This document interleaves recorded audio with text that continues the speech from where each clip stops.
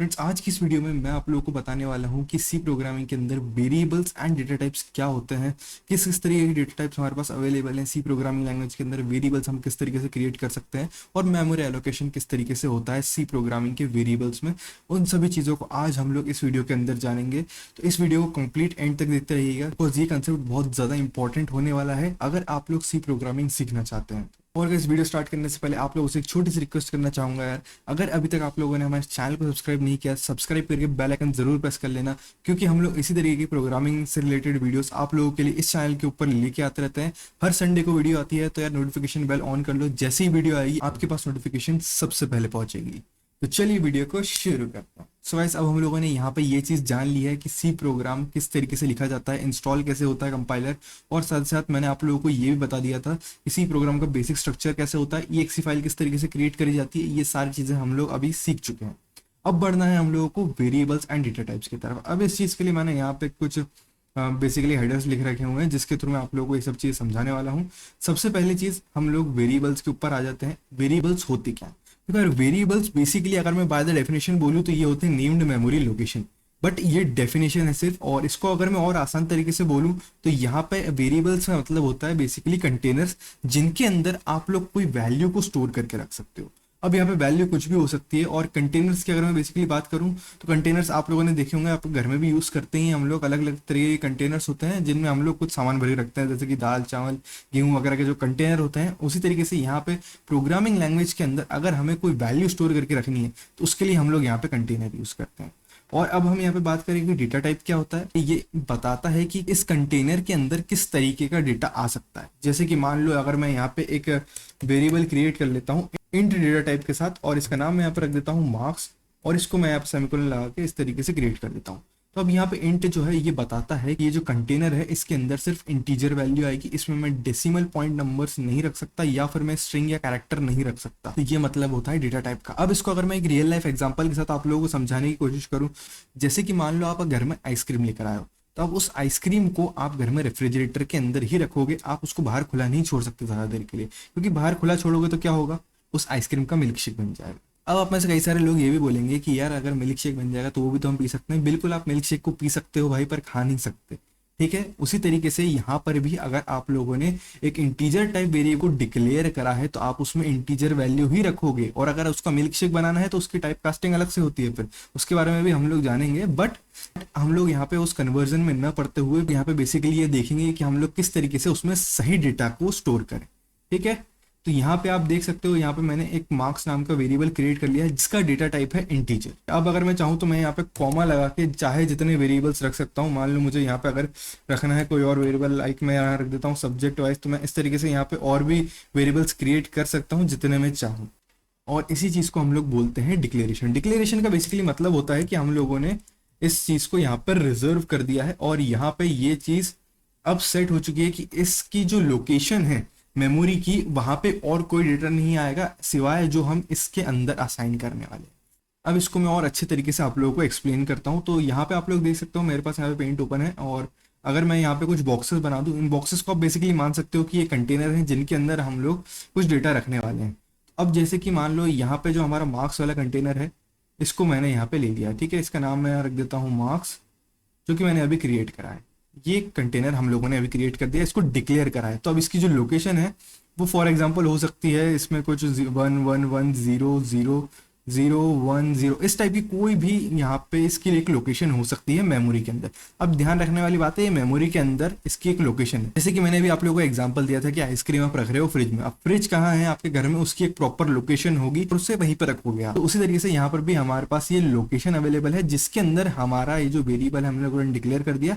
अब in future अगर मैं इसमें कोई भी वैल्यू असाइन करता हूँ तो वो यहाँ पे इसके अंदर रखी जाएगी। मान लो अगर मैं इसमें 10 रखता हूँ तो यहाँ पे 10 आ जाएगा, अगर मैं 100 रखूंगा तो इसमें 100 आ जाएगा। इस तरीके से आप लोगों का जो वेरिएबल है उसकी वैल्यू यहाँ पे आ जाएगी बाद में। वापस चलते हैं हमारे VS कोड की तरफ। आप लोगों ने अब यहाँ पे ये तो देख लिया कि हम लोग किस तरीके से वेरिएबल्स को डिक्लेयर करते हैं, और अब हम लोग देखेंगे कि किस तरीके से इसे इनिशियलाइज करा था। अब इनिशियलाइज करना और डिक्लेयर करने में ज़्यादा डिफरेंस नहीं है। आप लोग जिस तरीके से डिक्लेयर करते हो उसी तरीके से यहाँ पे इनिशियलाइज भी कर सकते हो। मान लो अगर मुझे यहाँ पे फॉर एग्जाम्पल कोई और मैं यहाँ वेरिएबल क्रिएट करता हूँ, यहाँ पे मैं वेरिएबल क्रिएट कर देता हूँ ग्रेड नाम से। ठीक है, ग्रेड नाम से मैंने वेरिएबल क्रिएट कर दिया और इसकी वैल्यू मुझे अब यहीं पे ही डालनी है। मैं अलग से नहीं रखना चाहता बाद में, मैं चाहता हूँ अभी से ही इसको इनिशियलाइज कर दूँ। तो मैं क्या करूँगा, इसमें इक्वल्स टू लगाऊंगा और इसकी कुछ वैल्यू असाइन कर दूंगा। मान लो मैं यहाँ पे इस तरीके से इसकी कुछ वैल्यू असाइन कर दूंगा। तो ये तरीका होता है एक वेरिएबल को इनिशियलाइज करने का। अब यहाँ पे हम लोगों ने देख ही लिया कि किस तरीके से हम लोग डिक्लेयर कर सकते हैं और इनिशियलाइज कर सकते हैं। जैसे कि हम लोगों ने यहाँ पे डिक्लेयर करा था, और अगर आप चाहते हो कि अब इसको आपको वैल्यू को असाइन करनी है तो आप जस्ट यहाँ पे आप लोगों को वापस से इंट नहीं लिखना पड़ेगा, जस्ट आपको वेरिएबल का नाम लिखना है एंड देन इक्वल्स टू करके आप लोगों को उसकी वैल्यू डालनी है। जैसे कि मैंने यहाँ पे 100 डाल दिया तो इसकी वैल्यू यहाँ पे आ चुकी है। सेम वही चीज़ कैर के साथ भी होती है, जस्ट आप लोगों को यहाँ पे एक सेमीकोलन लगाना पड़ेगा, नहीं तो ये रेड लाइन दिखाता रहेगा।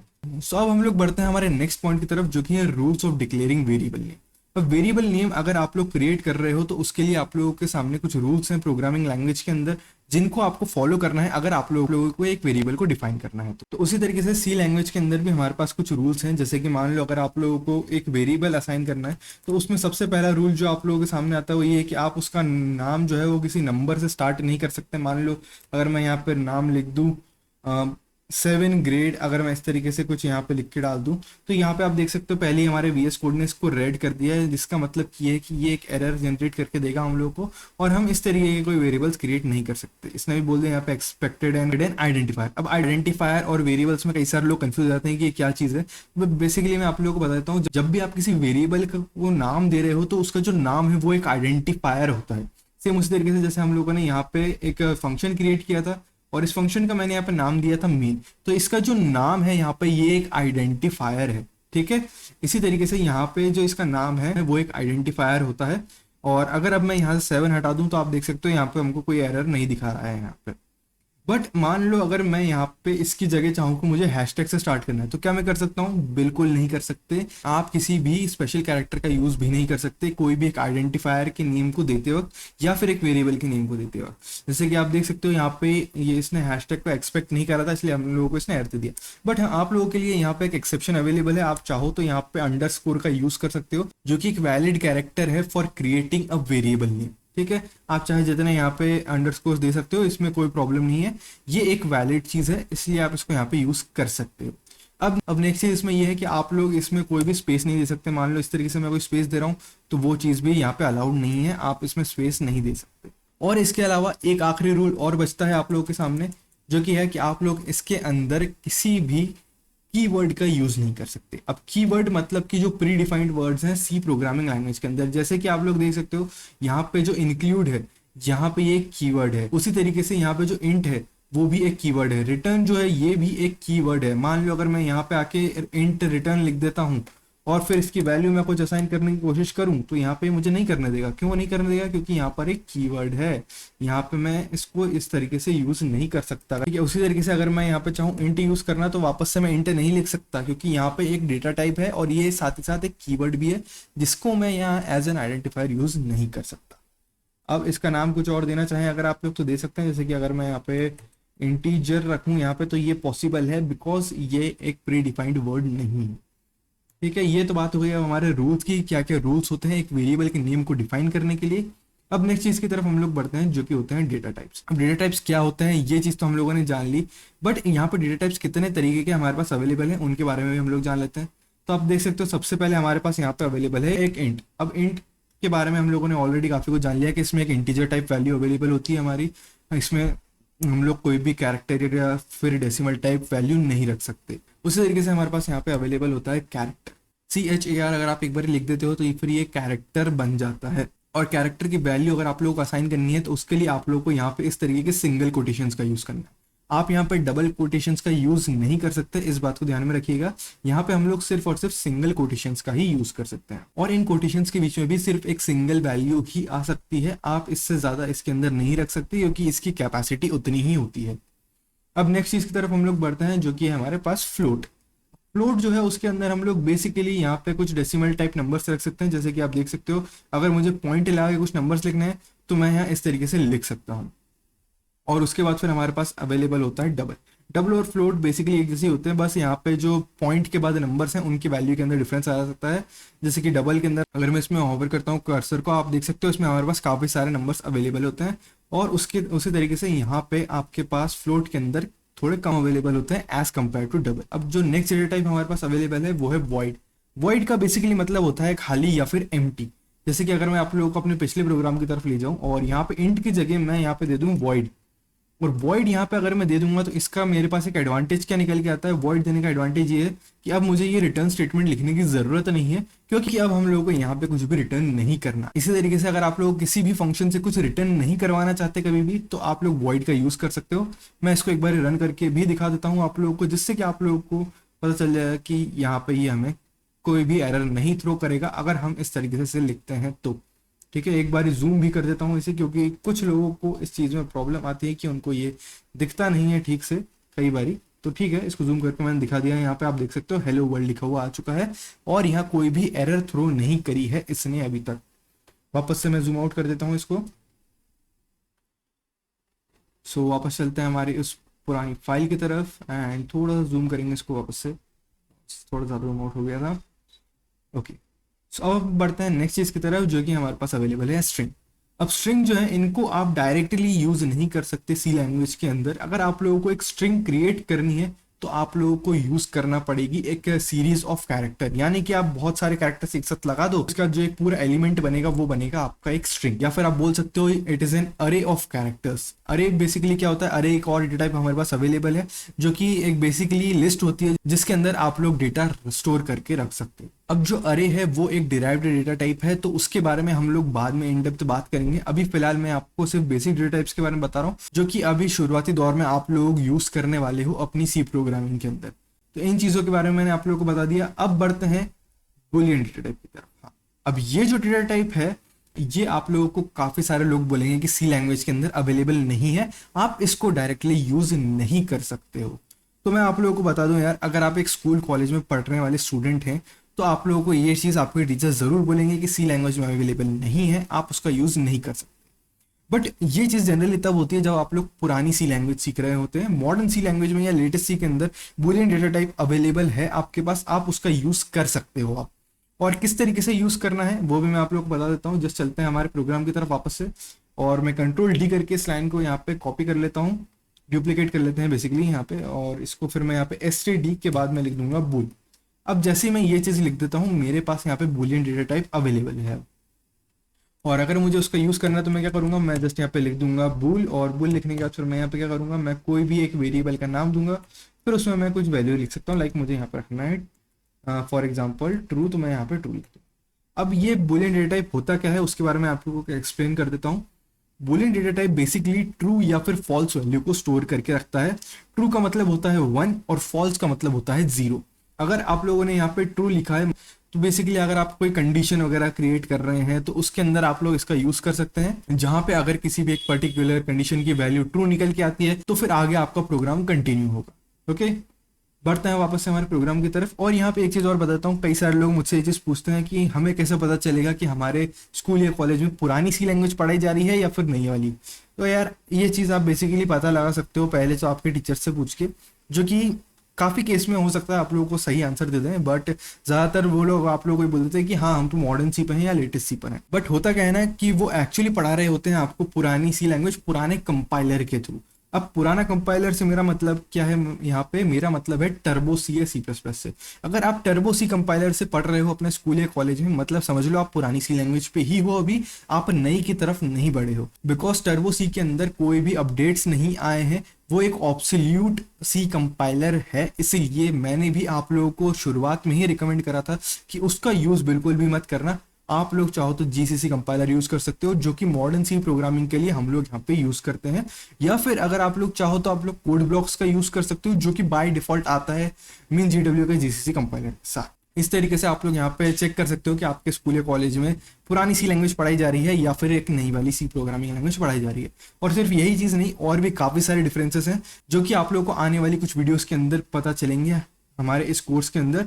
सो अगर अभी तक आप लोगों ने चैनल को सब्सक्राइब नहीं किया, सब्सक्राइब जरूर कर लेना और हमारी इस सी प्रोग्रामिंग की प्लेलिस्ट को सेव करके रख लेना। बढ़ते हैं हमारी अगली चीज की तरफ, जो कि है यहाँ पे साइज क्या होता है। डेटा टाइप्स का साइज हम लोग बात कर लेते हैं। साइज जो है यहाँ पे साइज ऑफ डेटा टाइप मुझे यहाँ लिखना था, मैंने इसको गलत लिखा है, साइज ऑफ डेटा टाइप्स। ठीक है, अकॉर्डिंग टू 32 बिट आर्किटेक्चर। अब ये चीज क्या है यार, इसके बारे में भी हम लोग जान लेते हैं। तो यहाँ पे आप लोगों के सामने एक इमेज आ रही होगी, तो आप यहाँ पे इस इमेज के अंदर देख सकते हो कि आपको प्रॉपर साइज मिल जाएगा और उसके साथ साथ प्रॉपर रेंज भी मिल रही है कि किसी भी पर्टिकुलर डेटा टाइप के अंदर कितना साइज स्टोर करा जा सकता है। जैसे कि मैंने आप लोगों को बताया था, कैरेक्टर के अंदर आप 1 बिट डेटा स्टोर कर सकते हो 32 बिट आर्किटेक्चर के अकॉर्डिंग। उस तरीके से आप इंट का देख सकते हो, आप लॉन्ग इंट का देख सकते हो, शॉर्ट इंट। और लॉन्ग इंट शॉर्ट इंट क्या होता है, बेसिकली अगर आपको ज़्यादा डेटा स्टोर करना है इंटीजर के अंदर तो आप लॉन्ग इंट का यूज़ करते हैं, और अगर हमको कम यूज़ करना है तो हम लोग शॉर्ट का यूज़ कर सकते हैं। उसी तरीके से आप लोग यहाँ पे कुछ साइंड और अनसाइंड डेटा टाइप्स भी दिख रहे होंगे। अभी साइंड और अनसाइंड डेटा टाइप्स क्या है? साइंड का बेसिकली मतलब है जिसमें positive as well as negative values हम लोग स्टोर करके रख सकते हैं, और अनसाइंड का मतलब होता है जिसके अंदर हम सिर्फ और सिर्फ पॉजिटिव वैल्यू को ही स्टोर करेंगे। तो ये चीज होती है साइंड और अनसाइंड। और उसी के साथ आप लोगों को यहाँ पे कुछ साइज मिल जाएगा, और ये जो साइज है ये 32 बिट आर्किटेक्चर के अकॉर्डिंग है। इसीलिए आप लोगों से अगर कभी भी वाइवा वगैरह में क्वेश्चन पूछा जाता है कि आपका जो इंट डेटा टाइप है उसका साइज क्या है, तो वहां पे आप लोगों को सामने से क्वेश्चन जरूर पूछना पड़ेगा कि ये 32 बिट आर्किटेक्चर के अकॉर्डिंग आप पूछ रहे हैं या फिर 64 बिट। बट अगर इस तरीके से आपसे कोई भी सवाल पूछा जाएगा तो 32 बिट आर्किटेक्चर के अकॉर्डिंग ही पूछा जाएगा, और उस वक्त आपको भी सही तरीके से जवाब देना होगा कि यस, यहाँ पे अगर आप लोग एक इंटीजर को असाइन कर रहे हैं तो उसमें 2 बिट का डेटा आएगा अकॉर्डिंग टू 32 बिट आर्किटेक्चर। ये लाइन बोलना जरूरी है आप लोग को, अकॉर्डिंग टू 32 बिट आर्किटेक्चर, वरना हो सकता है आपका जो आंसर है वो गलत भी हो। उसी तरीके से जो रेंज है, रेंज फिक्स रहती है, रेंज इतनी ही मिलेगी आप लोगों को। अगर इंटीजर की बात करूं मैं यहाँ पे, तो कुत्ता बहुत भौंक रहा है, तो सो आपकी जो रेंज होती है यहाँ पे वो फिक्स रहती है। अगर आप 32 बिट आर्किटेक्चर ले लो या 64 बिट ले लो, आपकी जो रेंज रहेगी इंटीजर की रहती है -127 से +127 तक की। ठीक है, तो अब यहाँ पे अगर आप लोगों को पता करना है कि किस डेटा टाइप का कितना साइज है, तो वो भी आप पता कर सकते हो इस साइज ऑफ वाले फंक्शन का यूज करके। सो मैं इसका यूज करके भी दिखा देता हूँ आप लोगों को। अगर मैं यहाँ पे इस तरीके से इसको हटा देता हूँ, अगर मैं यहाँ पे लिख दूंगा परसेंटेज करके मैं लिख दूंगा डी, और फिर मैं कॉमा करके लिख दूंगा साइज ऑफ इंट। ठीक है, अगर मैं यहाँ इस तरीके से लिख के इसको यहाँ पे कर देता हूँ रन, तो आप लोग यहाँ पे देख सकते हो नीचे मुझे मिल चुका है साइज 4। ठीक है, अब यहाँ पे साइज 4 मुझे मिल रहा है। अगर मैं यहाँ पे डी की जगह कर देता हूँ फॉर एग्जाम्पल LU, और फिर अगर मैं इसको अब रन करता हूँ तो आप देख सकते हो वापस से हम लोगों को मिल रहा है यहाँ पे 4। और इस बारी अगर मैं यहाँ पे कर देता हूँ मान लो शॉर्ट, ठीक है, मैंने यहाँ पे शॉर्ट इंट का साइज निकालना है अब, तो ये मिलेगा हमको 2। इस बारी आप देख सकते हो 2 आ चुका है यहाँ पे। इसको जूम भी करके दिखा देता हूँ आप लोगों को। आप देख सकते हो यहाँ पे 4 आया था पहले, फिर 4 आया एंड देन फिर हमको मिला 2। बिकॉज जो सबसे पहले मैंने आप लोगों को करके दिखाया था उसमें मैंने लिखा था सिर्फ डी, यानी कि ये हमको यहाँ पे साइज निकाल के दे रहा था एक लॉन्ग इंट की। इसीलिए मैंने यहाँ पे एक बार LU भी लिख के देख लिया, बिकॉज यहाँ पे LU का मतलब भी लॉन्ग इंटीजर ही होता है। इसलिए मैंने यहाँ पे इसको ये लिख के रन किया था। जैसे इसको रन करोगे आप, और अगर मैंने यहाँ पे लिखा है शॉर्ट इंट, यानी कि इसका साफ साफ मतलब है कि हम लोगों को यहाँ पे एक शॉर्ट इंट की वैल्यू मिलने वाली है जो कि होती है 2। ठीक है, अब ये चीज़ बेसिकली डिपेंड करती है हमारे सिस्टम के आर्किटेक्चर के ऊपर, जैसे कि मैंने आप लोगों को पहले भी बताया था। और अब इसको मैं थोड़ा सा यहाँ पे जूम आउट कर देता हूँ। सो यहाँ पे हम लोगों ने इसी के साथ जान लिया है कि वेरिएबल्स क्या होते हैं, डेटा टाइप्स क्या होते हैं, और साथ ही साथ मैंने आप लोगों को ये भी बता दिया कि उनकी साइज और रेंज कितनी क्या होती है। और मैं आप लोगों को अब एक चीज और बता देता हूँ यहाँ पे, जो मैंने परसेंटेज करके लिखा, इसका क्या मतलब होता है। इसका मतलब होता है बेसिकली स्ट्रिंग को फॉर्मेट करना। अब जैसे कि आप लोग यहाँ देख सकते हो मैंने यहाँ डबल कोटेशंस का यूज किया। कोई भी चीज अगर डबल कोटेशंस के अंदर लिखी हुई है मतलब समझ जाओ कि वो एक स्ट्रिंग है, बिकॉज जो प्रिंट फंक्शन है वो बेसिकली एक स्ट्रिंग को ही रिटर्न करता है। और अगर हम लोगों को स्ट्रिंग के अंदर कोई इंटीजर वैल्यू पास करनी है या कोई कैरेक्टर या कुछ और हम लोगों को एक स्ट्रिंग के अंदर डालना है, तो उसके लिए हमें उस स्ट्रिंग को फॉर्मेट करना पड़ता है। बेसिकली हमें उसके अंदर वैल्यू को इंसर्ट करना है। तो उस चीज के लिए हम लोग इस परसेंटेज साइन का यूज करते हैं, जो कि अगर हम लोगों ने एक स्ट्रिंग के अंदर यूज करा तो हमारी स्ट्रिंग समझ जाएगी कि उसके अंदर अब कुछ वैल्यू आने वाली है। वो वैल्यू कहाँ से आएगी? वैल्यू हम इस कॉमा के बाद जो वैल्यूज लिखते जाएंगे वो इस वेरिएबल के अंदर जाती जाएगी। वेरिएबल नहीं, बेसिकली यहाँ पे जो हम लोगों ने कीवर्ड दिया है LU, इसके अंदर यहाँ पे पास होती जाएगी। अगर मैं यहाँ पे लिख देता हूँ फॉर एग्जाम्पल F, तो यहाँ पे फ्लोटिंग पॉइंट नंबर्स जाएंगे। अगर मैं मान लो मैं इसकी जगह लिख देता हूँ C, यानी C का मतलब क्या होता है? कैर के लिए होता है। तो अगर मैं यहाँ पे कैर का भी निकालता हूँ साइज, तो यहाँ पे एरर जनरेट करके देगा हम लोगों को, क्योंकि हम लोग यहाँ पे साइज चाहिए था हमको। अगर मैं इस तरह से इसको रन कर देता हूँ तो आप लोग देख सकते हो यहाँ पे ये रन नहीं हुआ, इसने कुछ भी रिटर्न नहीं करा मुझे, और पता नहीं क्या एक स्माइली रिटर्न करके दे दिया इसने। बेसिकली आई थिंक ये इसके आस्की कोड की वैल्यू के अकॉर्डिंग इसने मुझे रिटर्न करके दे दिया। अगर मैं इसको यहाँ पे डी लिख के फिर मैं इसको रन करता हूँ अगेन, तो यहाँ पे हम लोग को 1 मिल जाता है, बिकॉज जो हमारा कैरेक्टर डेटा टाइप होता है वो एक ही वैल्यू को स्टोर करता है। यहाँ पे आप देख सकते हो हमको यहाँ पे 1 मिल चुका है। उसी तरीके से अगर आप लोग किसी और डेटा टाइप की भी आप कोई वैल्यू निकालना चाहते हो कि उसके वैल्यू नहीं, बेसिकली उसका साइज निकालना चाहते हो, तो आप इस साइज ऑफ वाले जो फंक्शन है इसका यूज करके निकाल सकते हो। और अगर आप लोगों को मान लो यहाँ पे इंटीजर नहीं देना, आप लोग फ्लोट देना चाहते हो, हम फ्लोट के लिए एफ का यूज करते हैं, कैरेक्टर के लिए हम लोग सी का यूज कर सकते हैं जैसे कि मैंने आप लोग बताया, और अगर आप लोग स्ट्रिंग पास कर रहे हो तो उसके लिए हम लोग एस का यूज करते हैं। स्ट्रिंग्स के बारे में हम लोग और आगे बात करेंगे। यहाँ पे अभी हम लोगों ने बेसिकली लोगों ने वेरिएबल्स एंड डेटा टाइप्स के बारे में पढ़ा है, और ये वीडियो ज़्यादा बड़ी नहीं हो जाए इसलिए मैं अभी इसको इतना ही रख रहा हूँ। अगर आप लोगों को बड़ी वीडियोस में कोई प्रॉब्लम नहीं है तो मुझे कमेंट करके बताना, मैं कोशिश करूंगा आप लोगों को एक वीडियो के अंदर फिर ज़्यादा से ज़्यादा नॉलेज देने की। तो बस दोस्तों आज की इस वीडियो में फिलहाल इतना ही। अगर वीडियो पसंद आई है तो लाइक जरूर करिएगा, चैनल पर नए सब्सक्राइब करिएगा। जल्दी मिलेंगे हमारी अगली वीडियो में, तब तक के लिए कीप कोडिंग, कीप डेवलपिंग।